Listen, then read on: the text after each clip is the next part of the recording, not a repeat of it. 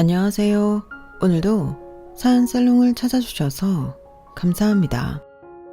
저는 은혜를 원수로 갚은 50대 며느리입니다. 저는 결혼과 동시에 임신을 해서 다니던 회사를 그만두고 쭉 주부로 지냈어요. 그러다 우울증이 왔는데요. 그런 저를 본 남편이 저도 몰래 카페를 차려서 선물로 주었어요. 남편은 지금 백화점 정육 코너에서 직원으로 일하는 월급쟁이에요. 전보다 지금이 벌이는 더 나아졌지만 그래도 월급쟁이는 월급쟁이잖아요. 그런데 남편은 우울증에 걸린 저를 위해 보증금부터 월세, 인테리어 비용 등을 다 본인이 부담했어요. 그리고 남편의 예상과 바람대로 카페를 운영하면서 정신건강이 많이 좋아졌어요. 이제 저희 남편의 은혜를 아시겠죠? 저는 정말 남편에게 고마웠어요. 하지만 전 그 은혜를 원수로 갚았죠. 왜냐고요? 제가 남편의 엄마, 저에겐 시어머니를 요양원에 보냈거든요. 하지만 그렇다고 저에게 억울함이 없는 건 아니에요. 저도 제 나름대로 그게 최선의 복수였죠. 지금부터 그 이야기를 해드릴게요. 저는 결혼하기 전에 직장을 다녔어요. 회사에 뼈를 묻겠다는 생각으로 열심히 일을 했어요. 그러다 제가 사수가 되었는데요. 부사수가 저를 겪어보고는 무슨 판단이 섰는지 갑자기 소개팅을 해보지 않겠냐고 물었어요. 웬 소개팅? 더위 먹었어? 아니, 선배님처럼 똑 부러지고 당찬 캐릭터를 좋아하는 지인이 있거든요. 그분도 정말 성실하고 건실하세요. 대학은 안 나왔긴 한데 그게 다 사정이 있어서. 선배님이 그 점만 괜찮으시면 한번 만나보실래요? 잘 어울릴 것 같은데. 그래, 강대리도 이제 시집 가야지. 팀장님은 이런 이야기만 나오면 재밌어 하신다니까. 됐어요. 저도 엄청 높거든요. 돕기는. 지난번에 회사 앞에서 기다리던 놈은 영 아니던데. 그러다 순식간에 노처녀 되는 거야. 기회 있을 때 잡아. 솔직히 당시 제 주변에 친구들이 하나 둘씩 다 시집을 가서 조급하긴 했어요. 그래서 일단 가볍게 만나보자 싶어서 부사수의 제안에 응했어요. 그런데 인연이라는 게 정말 따로 있는 건지 저는 부사수에게 소개받은 남자와 연애를 하게 되고 6개월 만에 결혼을 준비해요. 저는 남편의 건실함이 좋았어요. 남편은 당시에는 마트에 있는 정육 코너에서 일을 했는데요. 남편은 자신의 일에 대한 자부심이 있었어요. 그게 남편을 튼튼하게 유지하는 것 같았죠. 그리고 남편은 부사수의 말대로 대학교 중퇴를 한 고졸이었어요. 제가 이런저런 사정으로 대학교를 중퇴한 고졸이지만 거기서 주눅들거나 투정하기보다는 바꿀 수 없는 것은 받아들이고 다른 점으로 그것들을 보완하는 편이에요. 그래서 지금 여기까지 온 거고요. 말씀드리긴 나쁘끄럽지만 고졸 직원들 중에 제일 빨리 연봉도 올랐고 나름 인정받고 있어요. 그래서 이젠 고졸이라는 게 저에겐 약점이 아니랍니다. 대학교를 졸업했다면 더 빨랐을 텐데 이런 생각도 안 해요. 그냥 사실로만 인정합니다. 그런데 오늘은 좀 긴장되네요. 왜요? 고졸이라는 이유로 저를 나쁘게 혹은 안 좋게 생각하실까봐 긴장되네요. 아니에요. 오히려 대단하다는 생각이 드는데요. 저였다면 그렇게 못했을 거예요.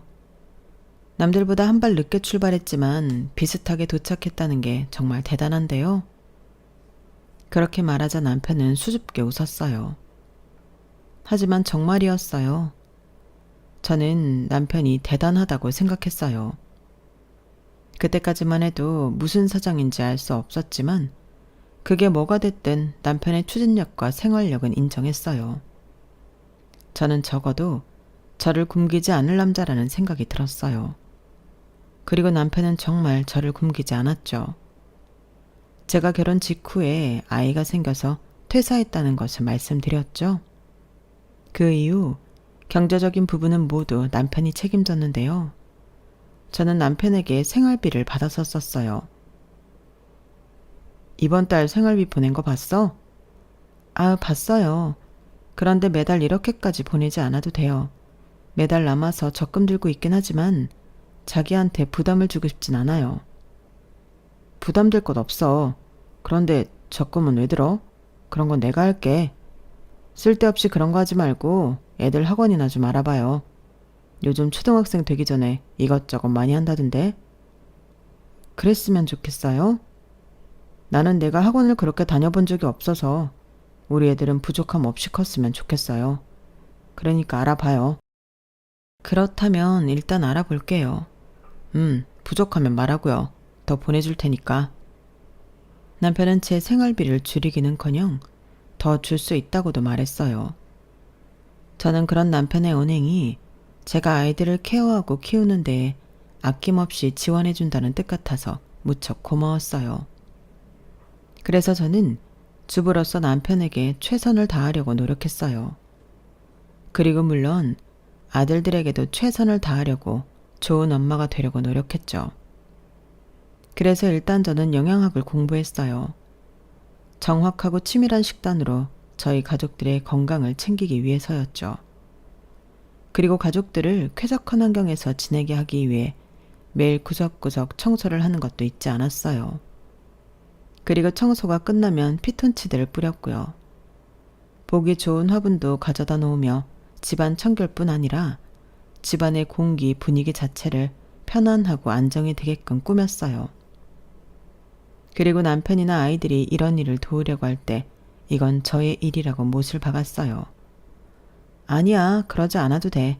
이건 엄마가 할 일이니까.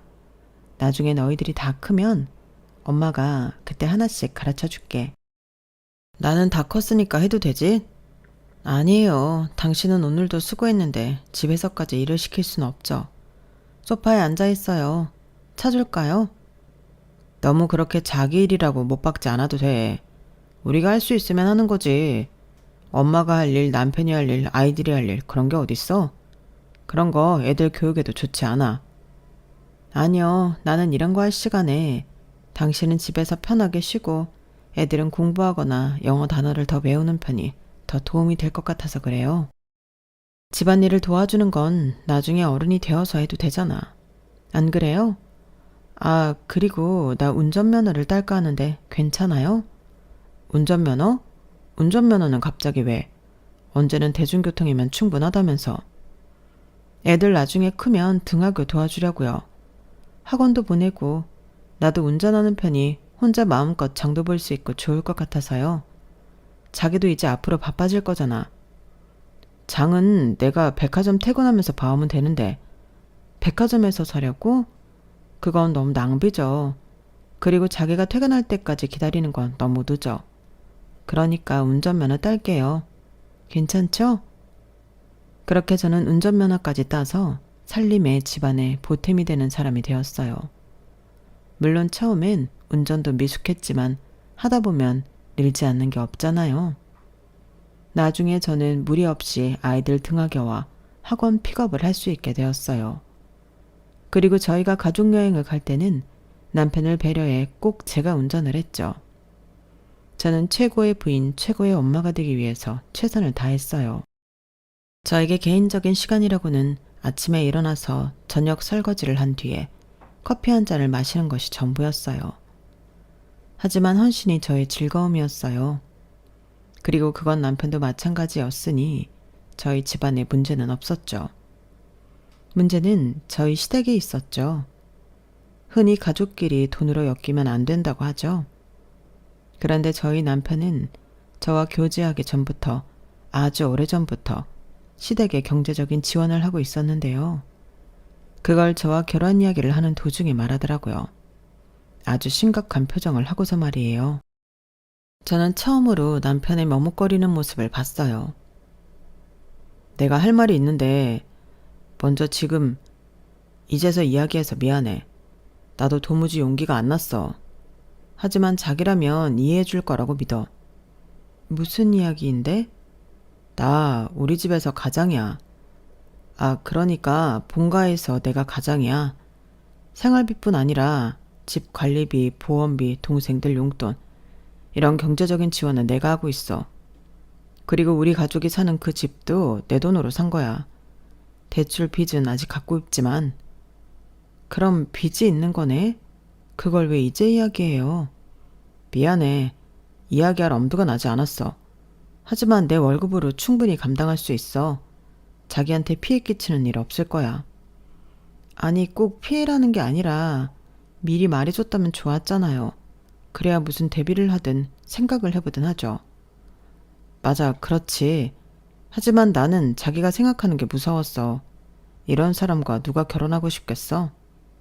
내가 가장이 된 이후로 나는 늘 나보다 가족이 먼저였는데 다들 그런 남자 싫어하잖아. 그렇죠. 효자보다는 고아가 낫다는 말도 있으니까. 그래도 걱정할 것 없어. 엄마한테 주는 생활비도 줄일 거고 동생들 용돈은 내가 결혼하면 그달부터 주지 않을 거야. 각자 직장도 있으니 안 줘도 되지. 안 그래? 그리고 집도 구했고 이제 앞으로 우리 집에 큰돌 들어갈 일 없을 거야. 그러니까 그런 건 크게 걱정하지 않아도 돼. 저는 남편이 가족을 끔찍하게 생각한다는 건 연애를 하면서 알고 있었어요. 동생의 생일을 챙기는 오빠가 엄마가 장을 본다고 데리러 가는 아들이 어디 있겠어요. 하지만 저는 그런 남편의 모습을 좋게 봤어요. 참 자상하구나. 내가 가족이 되면 나에게도 저렇게 다정하겠구나 생각했죠. 그런데 경제적인 지원은 좀 당황스러웠어요. 저는 무척이나 난감한 표정을 지었어요. 그러자 남편은 그때 자기의 가정사를 이야기했죠. 자기가 왜 가장이 되었는지 말하기 시작했어요. 이런 이야기는 하고 싶지 않았는데 내가 왜 가장이 되어서 대학도 중퇴하고 이렇게 사는지 궁금하지? 아주 긴 이야기일 거야. 내가 20살 때 아빠가 폐암 진단을 받았고 말기였어. 1년도 채 못 사시고 돌아가셨지. 그래서 난 대학을 중퇴해야 했어. 돈을 벌어야 했어. 어머님은요? 그때 어머님 젊으셨을 거 아니에요? 아무리 그래도 아들 대학을 중퇴하게 되면 어떡해 해요? 맞아. 그때 엄마가 젊었고 뭐든 할 수 있었겠지. 하지만 그때 엄마가 마음이 많이 아파서 집에 계속 누워 있었어. 그러니 돈을 벌 수 있는 사람은 나뿐이었지. 뭘 했는데요? 공장부터 들어가서 2교대로 일하고 그러다 다른 공장으로 가기를 반복했어. 처음엔 대학을 중퇴한 게 마음에 걸려서 세상에 나 혼자 고통스러운 것처럼 지냈는데 나중엔 해탈한 건지 그냥 일하게 되더라. 그러면서 삼촌, 이모, 형들과도 어울리게 되고 다들 나를 많이 챙겨주셨어. 그러다 지금의 사장님을 만났지. 어떻게 해요? 그냥 같이 일하던 형의 지인이었는데 괜찮은 일꾼 없냐는 말에 형이 나를 소개시켜 준 거야. 그래서 자격도 없는 내가 지금의 일을 시작하게 된 거지. 벌이가 달랐어. 공장과는 차원이 다른 벌이어서 전문대학교지만 동생들 대학도 보내고 대출받아서 집도 사고 그럴 수 있었던 거지. 연락은 안 하지만 아직도 그 형한테는 감사해. 지금 사장님한테도 감사하고. 그럼 군대 갔을 때는 어떻게 했어요? 그땐 아무도 안 벌었을 거 아니에요. 다 소년가장이라고 했잖아. 생계유지 곤란으로 군 면제받았어. 그 정도로 안 좋았어요? 자기가 상상하는 것 이상으로 내가 노력해서 여기까지 온 거야. 어머님은 일 한 번도 안 하고 자기만 일했어요? 때로는 하고 때로는 쉬고 그랬지. 내가 굳이 하라고 말하지 않아서 그래. 우리 엄마 내가 지금 사는 빌라 구하려고 애쓸 때부터 지금까지 일하고 있잖아. 공장 식당에서 일하는 게 쉬운 일이 아닌데. 시어머니를 걱정하는 남편의 얼굴을 보니 제 마음이 복잡하더라고요. 어머니를 걱정하는 아들의 따뜻한 마음에 훈훈하기도 했다가도 정말 효자보다는 고아가 낫다고 제 남편이 될 사람이라고 생각하니까 아득하더군요. 그리고 저는 냉철하게 말하는 게 남편에게 상처가 되지 않을까 그런 생각도 했어요. 그럼 동생들 용돈은 안 주는 거고 어머님한테 드리는 생활비는 엄마인데요. 아, 지금 100만 원인데 80만 원으로 드릴까 해. 남편은 기죽은 표정을 지었어요. 저는 남편의 그 표정이 마음이 약해졌죠. 그럼 거기에 관리비도 포함해요. 관리비 따로 들이지 말고 거기까지만 지원해요. 내가 너무 냉정해 보일지도 모르지만 우리도 살림 꾸리고 아이도 낳고 살아야 하잖아요. 허리띠 졸라 매야 한다고요. 그리고 어머님도 지금 어쨌든 일하고 계시니까 혹시라도 힘드시면 그때 말하라고 하세요. 그때 고민해봐요. 이렇게 말해서 미안해요. 그렇게 저는 남편의 가정사 때문에 시댁에 지원하는 정도를 줄일 뿐 지원 자체를 막을 순 없었어요. 그리고 저희 마음도 변하지 않았죠. 남편이 이런 고백을 하는데도 결혼은 해야겠다고 생각했어요. 그만큼 남편의 성실함, 생활력이 좋았어요. 그리고 어쨌든 남편이 시댁에 대한 경제적인 지원은 일부 끊고 줄이겠다고 했잖아요. 거기에 큰 의의를 둔 거예요. 그래서 상견례를 했는데 생각한 것만큼 신우들이 쉽지 않더라고요. 신우이가 남편보다 5살 어리니 저보다는 3살이 어린데요. 그런데 자기들이 신우이라는 생각을 해서 그런지 저를 아주 얕잡아 보더라고요. 중간중간 제 말을 끊고 이야기하질 않나 제 말에 비웃고 자기들끼리 떠들고 그랬어요. 엄청 불쾌했어요. 그러더니 갑자기 상견례 자리에서 시댁살이를 하라고 하는 거예요. 아니, 오빠가 결혼한다고 허리띠 졸라매고 사는 것 같은데 지금 형편으로 집도 못 산다면서요. 전세나 월세로 들어갈 것 같으면 그냥 지금 저희 집에서 살아요. 단란하게 5식구가 얼마나 좋아요? 그래도 오빠는 남자라고 혼자 방 썼어요. 우리는 둘이 같이 썼지만. 아니면 언니가 지금 힘 좀 써서 우리 더 넓은 데로 이사 갈까요? 와, 그럼 좋겠다. 언니, 월급 얼마나 받아요? 회사가 어디랬지? 들어도 몰라. 딱 봐도 중소기업 같다만. 대출도 많이 안 나오죠? 제가 들어가면 여러모로 불편하죠. 집에서 편하게 지내야지. 그럴 순 없죠. 어머, 지금 시댁살이 하기 싫어서 그러는 거죠? 아니, 우리 집에서 같이 사는 게 오빠를 생각하면 돈도 아끼고 얼마나 좋아요. 누가 평생 같이 살재요? 돈 모아서 나가라고요. 어떻게 초반부터 자기 남편 생각을 눈꼽만큼도 안 하냐? 남편 생각을 눈꼽만큼도 안 하는 게 아니라 다들 불편하게 왜 그렇게 살아요? 아가씨도 저랑 살면 엄청 불편할걸요? 거기 화장실도 하나잖아요. 아, 우리 집이 작고 허름해서 싫다? 그렇게 말할 것 같으면 이사나 시켜주고 그런 말 하세요. 엄마, 우리 집이 허름해서 싫대. 그럼 언니 친정은 얼마나 잘 살길래 그래요? 들어보니까 만두 가게 한다면서요? 만두 팔아서 얼마나 번다고? 아, 됐어요. 그냥 우리 오빠 피 말려 죽으라고 해요. 오빠, 결혼 아주 잘못했다. 지금 말 다 했어요? 참아, 내가 다 알아듣게 설명할게. 남편의 중재로 상견례는 겨우 넘겼어요. 그런데 신우이의 무례함은 끝이 없었어요. 쌍둥이라고 무례함까지 똑같더군요. 저희가 전세로 신혼집을 얻어서 시댁 식구들을 불러 집들이를 했는데요. 거기서 또 신우이들이 저를 열받게 했어요. 뭐 전세라 그런지 허름하네. 도배나 마루도 새로 안 했죠? 못했죠? 전세니까 할 수 있는 게 하나도 없었겠지 뭐. 맞아, 전세잖아. 그래도 평수는 크네요. 언니가 욕심을 좀 부렸나 봐. 우리 오빠 등골 빠지게. 그치?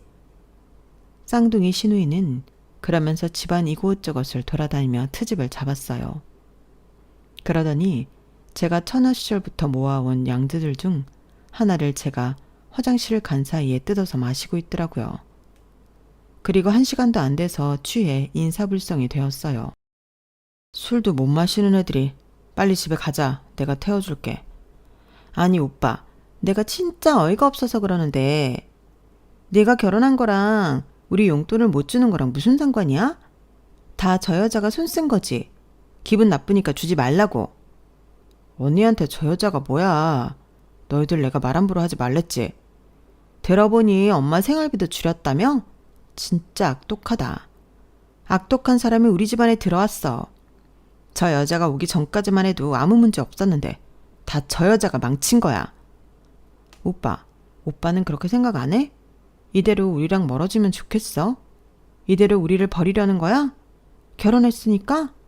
어떻게 그래? 우리가 어떻게 살아왔는데? 내가 언제 너희들을 버린다고 했어. 이상한 말 하지 말고 빨리 일어나. 봐, 지금도 우리를 집에서 쫓아내려고 하잖아. 어떻게 사람이 이럴 수가 있어? 그리고 오빠, 나 차 사준다며. 입사 1년 선물로 차 사준다고 한 것도 이제 무효인 거지. 다 저 여자 때문에. 그건 일단 일어나 집에 가자. 아휴, 우리 착한 오빠가 여자 잘못 만나서 엄마도 버리고 동생들도 버리고 참 좋겠어요. 언니는 참 좋겠어요. 그런데 언니, 그거 하나는 기억해요. 오빠는 절대 우리 못 버려요. 지금 버린 것 같죠? 우리가 울고불고 하면 다시 돌아와요. 그니까 우리 오빠 쥐고 살려고 하지 마요. 내가 언제 그렇게 했다고 그래요? 지금 너무 취했어요. 내일 일어나서 후회하지 말고 오빠 말대로 일어나서 집에 가요. 언제 그랬냐고요? 진짜 뻔뻔하다. 지금 우리 오빠가 얼마나 변했는지 알아요? 원래 이런 사람이 아니라고요. 다 당신 때문이야. 못된 여자 같으니. 결국 남편은 힘을 써서 쌍둥이 시누이를 일으키고 집 밖으로 나갔어요. 저는 빈자리를 치우면서 눈물이 날 것 같았어요. 많은 이유들이 있었지만 가장 큰 이유는 제가 시댁 식구들의 균형을 망친 사람이라는 불청객이라는 것이었어요. 제가 눈물을 흘리고 있으니 돌아온 남편이 저를 안아주며 앞으로 이런 일 없도록 하겠다고 말했어요. 자기도 그렇게 생각하는 건 아니죠? 내가 당신 본가의 불청객이라고 생각하는 건 아니죠? 아니지, 당연히 아니지. 자기는 내 남편이에요? 아니면 아가씨들의 오빠예요? 어머님의 아들이에요? 나 이런 말 들으면서 견디고 싶지 않아요. 왜 다들 나를 적으로 물지 못해 안달이냐고요. 아니야. 다들 꼭 그렇게만 생각하는 건 아닐 거야. 내가 다시는 이런 일 없도록 할게. 자기가 불편하면 마주치는 일도 없도록 할게. 나 때문에 자기가 전세밖에 못하는 것도 미안한데 이런 일을 겪게 해서 미안해. 다 우리 동생들이 부족해서 그런 거야. 그리고 정말 남편은 저와 결혼 전에 한 약속들을 지켜줬어요. 시어머니에게 드리는 생활비는 80만 원에서 오르지 않았고 쌍둥이 시누이에게는 어떠한 경제적 지원도 하지 않았어요. 입사 1년이 되었을 땐 축하 선물로 차가 아닌 향수를 선물해줬죠. 하지만 그것도 지출이잖아요. 저희 부부는 남편이 돈 관리를 했는데 남편은 전세 계약 기간이 끝나면 다른 전셋집으로 옮기게 바빴고 저희 집을 구할 생각은 하지 않았어요. 사실 이사가 말이 간단하지 정말 간단한 일이 아니잖아요. 다른 전셋집을 구하는 것도 보통 일이 아니고요. 저는 물론 남편도 그렇겠지만 엄청난 스트레스를 받았어요. 그래서 언젠가는 대출을 무리해서 받아도 좋으니 집을 구하자고 말했어요. 애들도 이제 커가고 있고 이렇게 자주 이사하는 거 애들도 스트레스일 거예요. 알지, 나도 알아요. 하지만 그 정도 여유가 없는데 무리해서 대출을 받는 건 나는 좀 부담스러워요. 요새 집값이 다 제값도 아니고 솔직히 거품이잖아. 그 거품값을 주고 사는 것도 기분 나쁘고 그냥 2년마다 새로운 집으로 기분 전환한다고 생각해요. 자기도 이사하는 거 버겁잖아요. 그러면서 왜 억지로 그런 말을 해요? 정말 돈이 안 모이는 거예요? 내가 우리 집 경제 사정을 알지 못하니까 답답해요. 어느 정도라도 공유해 줄 수 있잖아요. 생활비 주는 것만으로도 만족할 수 없겠어요? 내가 그 정도 주는 게 쉬운 일이 아니야. 결코 간단한 일이 아니라고요. 내가 쓸 것 줄여가며 자기한테 생활비 주는데 지금 나를 믿지 못하는 거예요?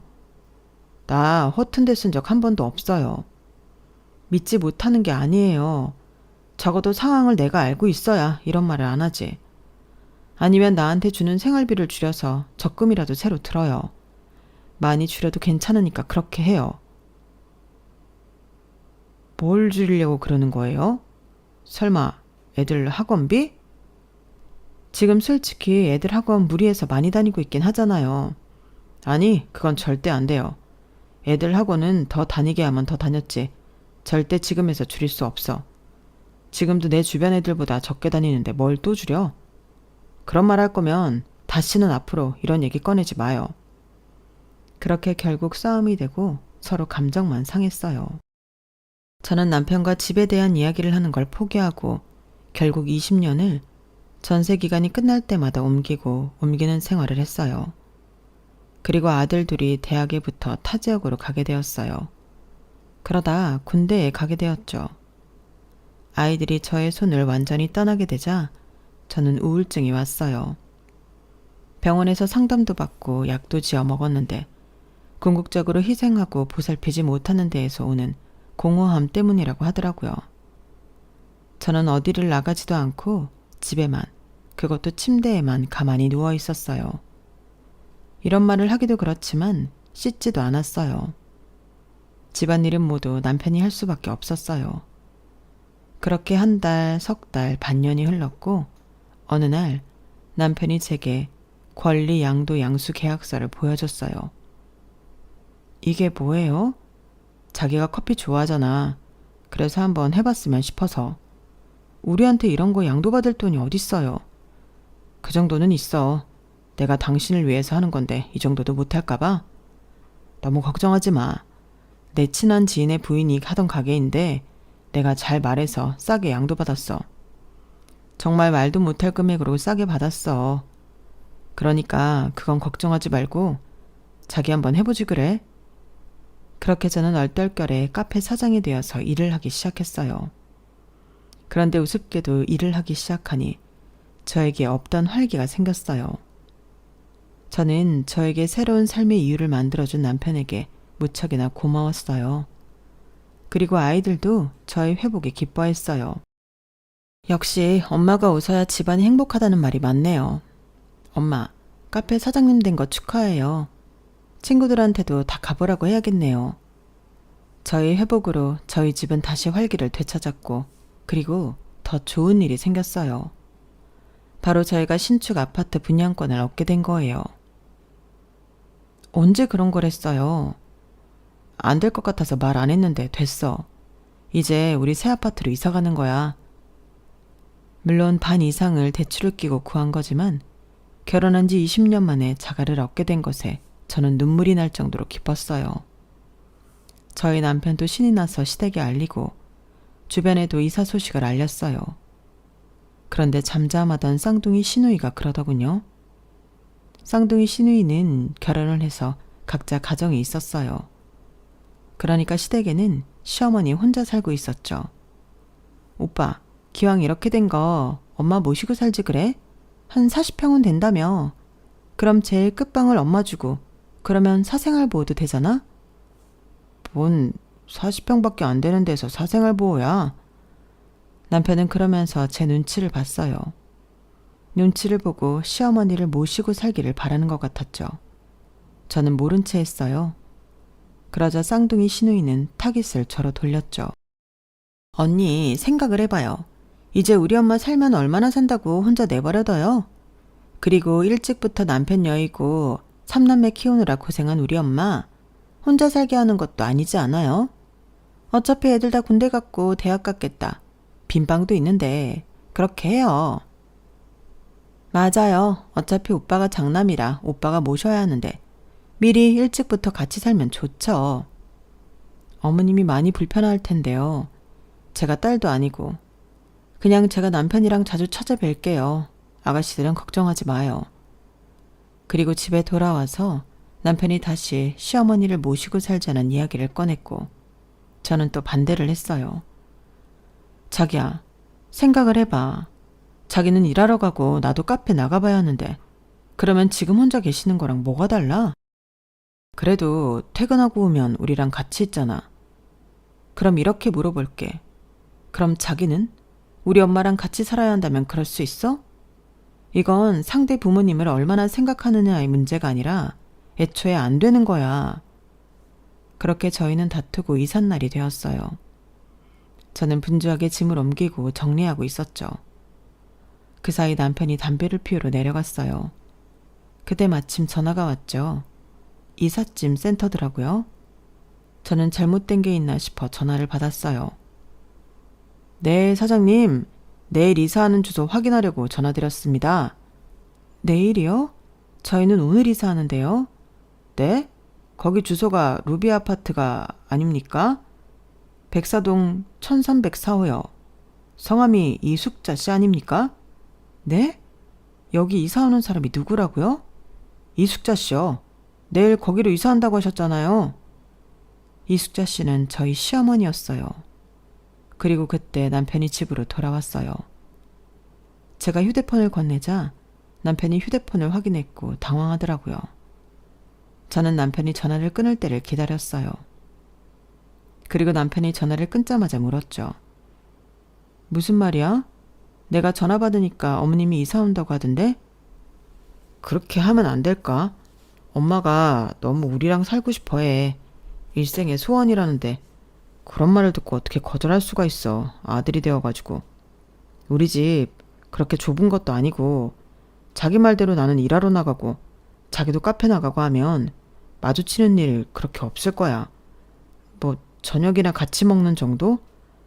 아니 자기는 그것도 힘들겠지. 그럼 더 좋은 거잖아. 그러니까 그렇게 해주면 안 되겠어? 분명히 자기네 앞에서 우리 엄마랑 같이 살 수 있냐고 물었을 때 대답 못했잖아. 우리 엄마도 나랑 사는 게 평생의 소원일 수도 있어. 지금 당장 내가 물어볼까? 내가 지금 싸우자는 게 아니잖아. 왜 이렇게 공격적으로 굴어? 지금 내가 화가 안 나고 배기겠어요? 이렇게 자기가 독단적으로 행동하는데. 내가 거절할 일이더라도 상의는 했어야 했고 이미 내가 거절할 걸 알았다면 실행도 하지 말았어야지. 지금 날 무시하는 거예요? 나는 그렇게밖에 이해가 안 되는데? 그렇게 우리 엄마가 불편한 거야? 우리 엄마가 자기한테 뭐 그렇게 시어머니 노릇을 했다고. 솔직히 우리 엄마 정도면 엄청 편하게 시댁생활한 거 아니야? 물론 우리 동생들은 좀 힘들었다고 할 수 있지만 우리 엄마는 아니잖아. 생활비 줄인 거 가지고 별말 하지도 않고. 그렇게 한참 싸우다가 남편이 결국 졌어요. 시어머니를 데려오지 않기로 했어요. 하지만 저는 찜찜했죠. 저 몰래 저희 집에 시어머니를 데려오려고 했던 남편이 이제 와서 이렇게 쉽게 꼬리를 내릴 리가 없다고 생각했거든요. 그래서 다음날 카페 문을 닫고 집으로 가 초인종을 눌렀어요. 경악스럽게도 뻔뻔하게 시어머니가 저희 집 문을 열더라고요. 그리고 시어머니 뒤로 시어머니의 짐을 여기저기 옮기는 분주한 움직임이 보였어요. 제가 인상을 쓰고 시어머니를 보자 허허 웃으며 이삿짐센터 직원이 왔어요. 아, 이분이 어제 전화 받았던 며느리입니까? 야, 요즘 세상에 보기 드문 참한 며느리 얻었네요. 요즘 누가 시어머니 모시겠다고 해요? 게다가 자기 짐 버려가며 말이에요. 정말 대단하네. 그러게 말이에요. 저희 며느리가 저를 끔찍하게 생각한답니다. 정말 뻔뻔하게 짝이 없었어요. 그리고 현관을 보니 종량제 봉투에 제 신발이 가득 있더라고요. 이게 뭐예요? 내 신발 넣을 데가 없어서 보니까 낡았던데 이왕 이렇게 된 거 몇 킬레 사지 그러니? 저는 시어머니를 지나쳐 집으로 들어갔어요. 거실을 보니 웃음이 나더라고요. 거실에 있던 저희 가족 사진이 없고 제가 없는 시댁 식구들 가족 사진과 돌아가신 시아버지 사진이 못 박혀 있었어요. 제가 저희 가족 사진 걸 때도 못을 안 박았는데 정말 웃음이 나더군요. 그리고 부엌을 보니 엉망이었어요. 제 그릇들이며 부엌 살림들이 밖으로 나와 있고 시어머니 것들이 정리되고 있었죠. 그리고 이삿짐센터 직원들이 침대를 안방으로 가져가더라고요. 그래서 안방에 들어가 보니 저희 부부의 짐들이 완전히 빠져 있었어요. 저희 짐은 어디 있어요? 화가 난 제가 짐 정리를 하는 시어머니에게 다그치며 묻자 시어머니는 큰 아들 방을 가리켰어요. 왜 저기 뒀어요? 아니 들어오실 거면 남은 방에 들어가야지 왜 안방이에요? 그럼 내가 이 나이 먹고 제일 작은 방에 들어가야겠니? 어차피 너희 애들 군대 갔고 제대해도 이 집으로 들어오지도 않는데 방을 만들어서 뭐하니? 그것도 애들한테 부담 주는 거다. 다 큰 애들한테 뭐 하는 거야?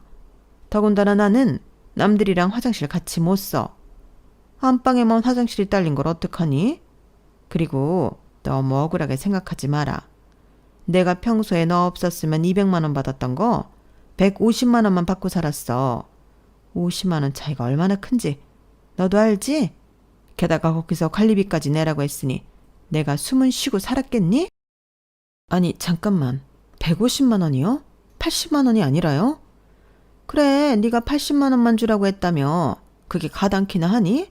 80만 원을 누구 코에 붙여? 내가 안 된다고 했지. 그래서 150만 원 주더라.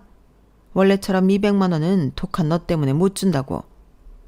그럼 이제껏 150만 원 받고 지냈던 거예요? 그래, 왜? 또 내 아들한테 가서 혼내려고? 대체 너는 어디서 가정교육을 받았길래 애가 그렇게 드세니?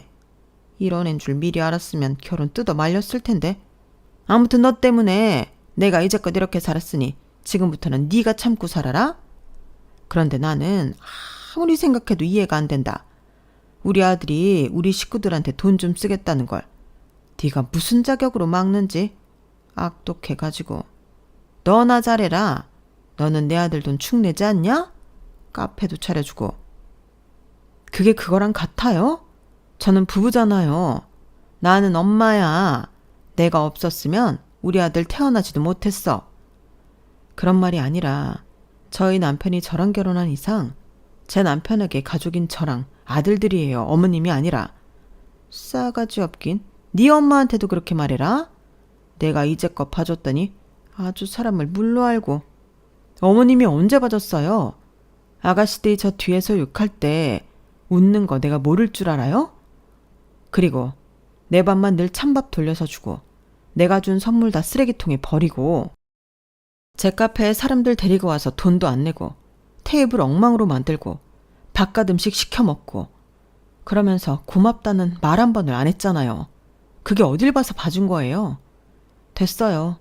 여기서 지내고 싶으면 지내세요. 저도 생각이라는 게 있어요. 그렇게 일주일이란 시간을 시댁살이를 했는데 정말 지옥이었어요. 이제는 그 누구의 눈치도 보지 않고 제 마음대로 하는 시어머니와 아무 때나 들이닥치는 쌍둥이 시누이. 그리고 남편은 그런 모습을 보면서 아무런 조치를 취하지 않았죠. 꼭 저희 집이 시댁 식구들의 아지트가 된 기분이었어요. 그러니 저는 여전히 불청객이었죠. 하지만 그것도 일주일 동안만 가능한 일이었어요. 왜냐하면 제가 시어머니를 요양원에 집어넣었거든요. 주말이었어요. 여느 때와 다름없이 점심이나 먹자고 시댁 식구들이 제 차에 올랐죠. 저는 계획대로 식당이 아닌 요양원으로 차를 몰았어요. 여기가 어디니? 요양원이요. 뭐? 요양원? 이제 어머님이 지낼 곳이에요. 여기서 푹 쉬세요, 어머님. 제가 그렇게 말하자 시어머니를 포함한 시댁 식구들이 난리가 났어요. 아니, 우리 엄마가 무슨 요양원이에요? 언니, 드디어 미친 거예요? 그래요. 우리 엄마가 무슨 문제가 있다고 요양원에 가요? 사실 칠순이 한참 남은 시어머니지만 장기 요양 등급이 3등급이어서 요양원에 들어가긴 어려웠어요. 그걸 시댁 식구들도 모르지 않았죠. 저도 모르지 않았고요. 하지만 불가능이란 없었어요. 장기 요양 등급이 3등급이어도 식구들이 학대 방임하면 요양원에 들어갈 수 있어요. 제가 이번 절차 다 밟아놨으니까 어머님은 그냥 들어가기만 하면 돼요. 뭐예요? 식구들이 학대하고 방임을 해? 누가요? 누가 우리 엄마를 학대하고 방임을 했는데요? 누구긴요. 어머님 자식들이 그랬죠. 그것도 엄연한 학대와 방임이에요. 보는 제가 얼마나 불안했던지. 이제 어머님도 편하게 지내세요. 아니 대체 무슨 말 하는 건지. 오빠도 알고 있는 일이야? 우리 모르게 둘이서 꾸민 짓이냐고. 이거 불효야? 어떻게 우리 엄마를 요양원에 가둘 수가 있어? 언니, 지금 정말 요양원으로 가려는 거예요? 농담하는 거죠? 오빠, 언니 좀 말려봐. 하지만 차는 곧 요양원에 도착했고 저와 시댁 식구들은 주차장에서 실랑이를 하고 있었어요. 그리고 저의 구세주가 등장했죠. 아우, 얘들아, 오랜만이다. 이모? 아, 여기 이모가 일하는 요양원이에요? 그래, 너희들은 이모가 일하는데도 모르니? 내가 여기 요양원 사회복지사 팀장으로 있잖니. 아, 그럼 지금 이모랑 둘이서 이 작전을 꾸민 거예요? 작전이라 나도 봐왔는걸? 쌍둥이 너희 둘이 우리 언니를 심리적으로 학대하고 또 오빠라는 네가 방임했잖아. 내가 그 꼴 보기 싫어서 한동안 너희 집에도 가지 않은 건데 너희들은 그런 내 마음도 읽어내질 못했구나? 이모, 우리가 언제 엄마를 학대하고 오빠가 언제 방임했다고 그래요? 저희처럼 애틋한 가족 사이가 어딨어요? 그래요. 우리처럼 누구보다 가족을 1번으로 생각하는 사람이 어딨다고. 게다가 우리는 결혼하고 나서도 엄마 자주 찾아간다고요? 그런 딸들이 어딨어요? 아, 너희들은 그렇게 생각하는구나.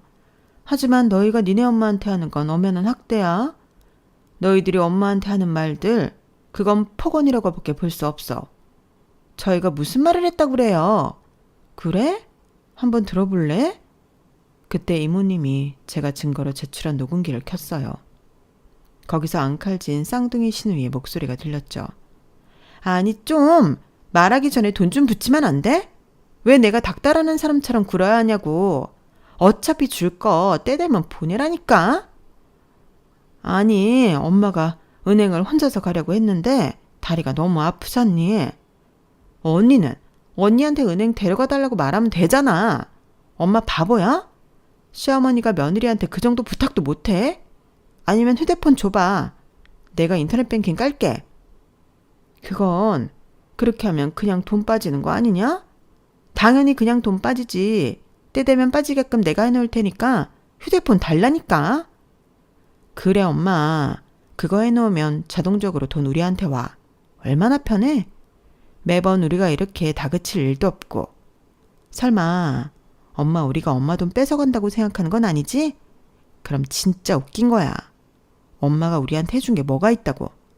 대학도 오빠 돈으로 갔고 시집도 오빠 돈으로 갔는데 엄마는 그냥 얼떨결에 낳기만 했지. 그래도 우리가 50만 원으로 퉁 쳐주잖아. 오빠는 모르지? 오빠는 모르게 해. 그러다 괜히 엄마도 돈 못 받는다. 아, 이제 다 됐다.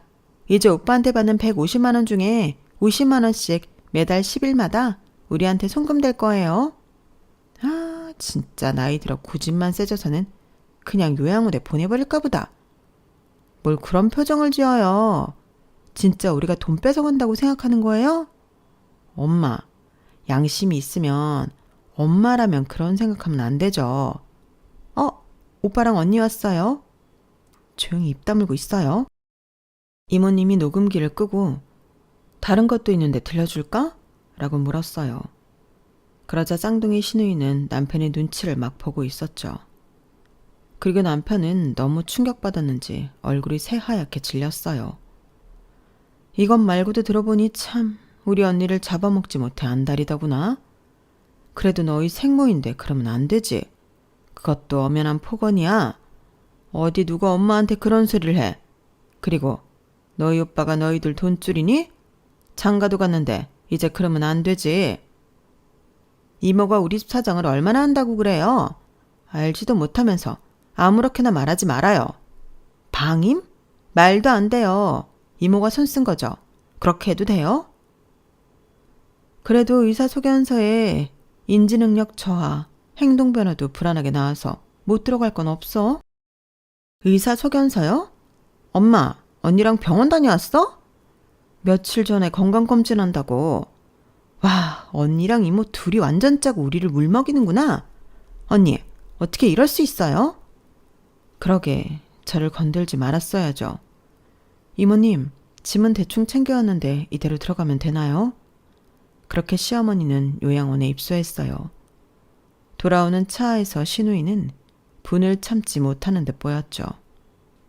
그때 남편이 사실 확인을 했어요. 정말 너희들 엄마 돈을 가로챈 거야? 가로채다니 오빠마저 그렇게 생각하는 거야? 생각을 해봐. 엄마가 우리한테 해준 돈이 그거 말고 뭐가 있는데? 시집 갈 때도 엄마 돈 한 푼 주지 않았어. 그래서 우리가 결혼할 때 얼마나 쪽팔렸는 줄 알아? 오빠가 대신 해줬잖아. 그거 너희 언니도 모르는 사실인데. 그건 오빠가 해준 거고 엄마는 아니잖아. 그러니까 그 돈이라도 받은 거지. 참나, 꼴랑 50만 원 받았는데 우리가 그런 소리 들어야 해? 남편은 그 뒤로 쌍둥이 시누이와 말을 섞지 않았어요. 그리고 돌아와서 식탁에 마주보고 앉아 한참을 한마디도 하지 않고 있었는데 남편이 괜찮을까 묻더라고요. 정말 이대로 괜찮을까? 어머님 요양원에 보낸 거? 난 분명 말했지만 같이 살 수 없어. 자기가 시댁도 팔았잖아. 그럼 어디에 모실 건데? 아가씨들은 안 모실 거고. 이게 맞는 건지 나도 잘 모르겠어서. 그럼 이혼하자. 이혼하고 자기가 모시고 살아. 그리고 평생 자기 식구들한테 빨대 꽂혀서 살아. 그런 이야기를 듣겠다는 게 아니야. 자기야, 자기는 이제까지 충분히 애썼어. 소년 가정으로 충분히 자기 식구들 먹여 살렸다고. 지금 봐봐. 어쨌든 다들 각자 부족하지 않게 살고 있잖아. 자기 덕분에. 그거면 됐어. 이제 자기는 소년 가장이 아니야. 우리 집 가장이지. 그러니까 시댁 식구들에 대해 더 이상의 짐을 지려고 하지 마. 그렇다고 어떻게 엄마를 요양원에. 극단적으로 보일 수밖에 없는 건 인정해. 하지만 달리 방법이 없었어. 그리고 자기가 정 불편하다면 곧 퇴소조차 밟을게. 대신 그때도 우리 집에서 같이 살 순 없어.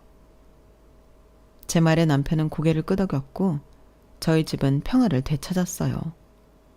다시 저희 부부의 안방을 되찾았고 어머니의 물건을 모아서 창고에 넣어뒀죠. 가족 사진도 다시 찍어서 걸었어요.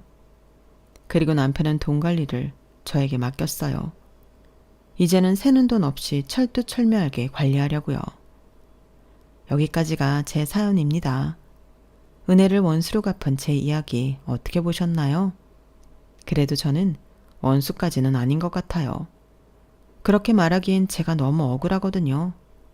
저는 단지 저와 제 가족을 지킨 것 뿐이에요. 여러분들에게 가족이란 어떤 사람들을 의미하나요? 그 가족이 누가 됐든 아무도 상처받지 않고 지켜낼 수 있었으면 좋겠어요. 사연 들어주셔서 감사합니다. 그럼 오늘도 좋은 하루 보내세요. 여러분, 사연 댓글에 응원과 현명한 조언 부탁드려요. 좋아요와 구독은 저에게 큰 힘이 됩니다. 오늘도 좋은 일 가득하세요.